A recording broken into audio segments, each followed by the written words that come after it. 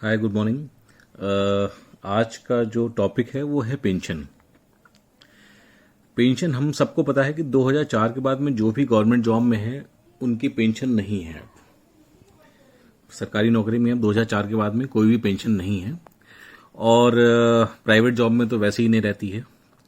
तो काफ़ी बड़ा जो है मतलब ये एक मुद्दा है कि हम आफ्टर रिटायरमेंट या 60 साल के बाद में किस तरीके से हमारा जो है ना मतलब जैसे अभी तो वर्किंग में है लेकिन कैसे कैसे घर को चलाएंगे और उस समय कितने पैसे की हमें जरूरत होगी, तो और वो पैसे कहाँ से आएंगे।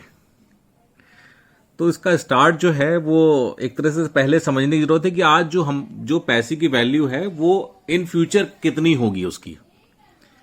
जैसे आज अगर 100 रुपए है तो 100 रुपए की वैल्यू जो है वो 6% इन्फ्लेशन के हिसाब से 5 साल के बाद में 73 रुपए रह जाएगी, 10 साल के बाद में 53 रुपए रह जाएगी, 15 साल के बाद में सिर्फ 39 रुपए रह जाएगी और 20 साल के बाद में सिर्फ 29 रुपए रह जाएगी। जैसे आज की रेट में आप समझिए सेब जो है वो 200 रुपए किलो है, तो 100 रुपए में आपको 3 सेब मिलते हैं। तो आज से 20 साल के बाद में 100 रुपए में आप लेने जाएंगे तो सिर्फ एक सेब मिलेगा। एक सर्वे हुआ जिसके अंदर में ये बात आई कि अगर मंथली रिटायर्ड लाइफ के अंदर में अगर 50 से 60 हजार रुपए पर मंथ अगर मतलब एज ए पेंशन आ रही हो तो इतना लखनऊ के अंदर में चल सकता है। ठीक है, हस्बैंड वाइफ है और अपना मकान है, बच्चों की लाइबिलिटीज नहीं है, तो 50 से 60 हजार रुपए का अमाउंट जो है सफिशिएंट है उनको रिटायर्ड लाइफ के लिए। अच्छा, अब ये 50 हजार रुपए आय अगर आता है तो कैसे आता है। अगर किसी के पास में 1 करोड़ रुपए का कॉर्पस है, 1 करोड़ रुपए उसने बैंक में रखा हुआ है या पोस्ट ऑफिस में MIS स्कीम में लगा रखा है, मतलब कहीं भी इसमें 6 लाख रुपए उसको ब्याज मिलता है सालाना, तो उसको 12 महीने के हिसाब से 50 हजार रुपए पर मंथ हो जाते हैं।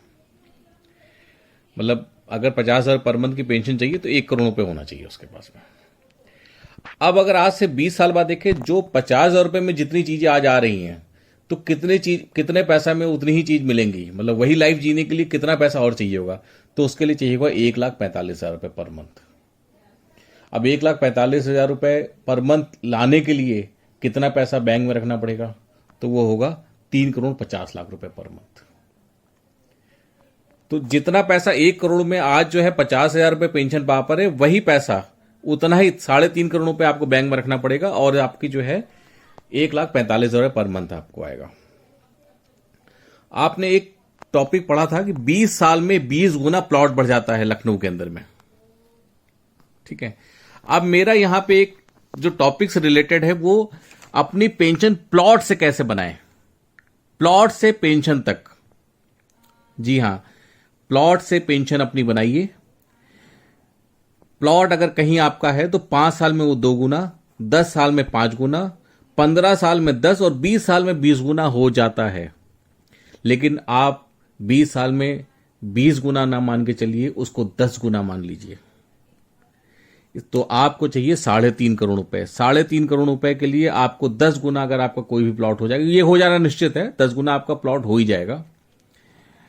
तो आपको 35 आज की डेट में आपको अगर 35 लाख का इन्वेस्टमेंट कहीं कर देते हैं प्लॉटों में, जरूरी नहीं है एक प्लॉट लीजिए, एक भी प्लॉट ले सकते हैं। अगर आप चाहें तो 35 लाख का एक प्लॉट ले लीजिए, 7 लाख रुपए के 2 प्लॉट ले लिए, 10 लाख के 2 प्लॉट ले लिए, ऐसे करके अलग अलग जगह से लेकर के आप जो है 35 लाख का इन्वेस्टमेंट अगर आप कर लेते हैं तो आपको 3.5 करोड़ रुपए आपकी एज ए मतलब अमाउंट तैयार हो जाएगा जब आप 20 साल बाद देखेंगे, और उसको आप बैंक में पोस्ट ऑफिस में रख करके आप 1,45,000 रुपए पर मंथ की पेंशन ले सकते हैं। देखिए 20 साल में 20 गुना प्लॉट हो जाता है, मतलब 100% हर साल की ग्रोथ है उसमें। आप जब मैंने उससे कहा कि आप सिर्फ 10 गुना मान के चलिए, इसका मतलब 50% की ग्रोथ आप मान के चलते हैं, 50% का रिटर्न मान के चल रहे हैं आप अपने इन्वेस्टमेंट पे। तो किसी पेंशन स्कीम को लेंगे तो वो 6% का रिटर्न देगी आपको, 7%, 5% ऐसे रिटर्न देती है। तो कभी भी इतनी पेंशन नहीं इकट्ठा कर पाएंगे जितना प्लॉट में अगर आप पैसा डालेंगे। तो वो 50% से भी अगर आपका पैसा बढ़ेगा तो आपकी पेंशन प्रॉपर जो आपको चाहिए, जितना पैसा आज आपको चाहिए रिटायरमेंट के लिए, जो आप सोच रखे हैं वो पैसा उतना आपको पेंशन रिटायरमेंट के बाद में मिल सकता है।